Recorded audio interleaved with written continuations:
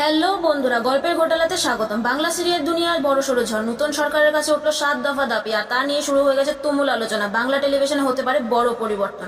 নতুন সরকারের কাছে উঠলো একের পর এক চাঞ্চল্যকর তথ্য এবং দাবি। প্রথমেই বলা হয়েছে আর সময় নিয়ে টানাটানি নয়, প্রতিটি সিরিয়ালকে নির্দিষ্ট সময়ে শুরু করতে হবে, নির্দিষ্ট সময়ে শেষ করতে হবে। এছাড়া এক একটি ধারাবাহিকের সময়সীমা হবে প্রতিদিনের 30 মিনিটের মধ্যে, আর সেই সীমাবদ্ধতা রেখেই প্রস্তাব দেওয়া হয়েছে। সবচেয়ে বড় বিষয় হলো টিআরপি বাড়ানোর জন্য সময় নিয়ে যে নানা অভিযোগ উঠে আসছে, যেসব কারসাজি করা হচ্ছে, পুরোপুরি সেগুলো বন্ধ করার দাবি জানানো হয়েছে। শুধু তাই নয়, 45 মিনিটের বিশেষ স্লটও বন্ধ করার কথা বলা হয়েছে, যাতে সব চ্যানেল সমানভাবে সুযোগ পায়। টিআরপি তালিকায় আরও স্বচ্ছতা আনার পাশাপাশি দর্শকদের অভিযোগ এবং মতামত জানানোর জন্য অফিসিয়াল প্ল্যাটফর্ম তৈরির প্রস্তাব রয়েছে। সাথে রয়েছে টিআরপি যে প্রদান করা হবে, সঠিক টিআরপি প্রদান করার জন্য একটি নতুন সংস্থা, যেখানে সঠিক টিআরপি পাওয়া যাবে প্রত্যেকটা চ্যানেলে।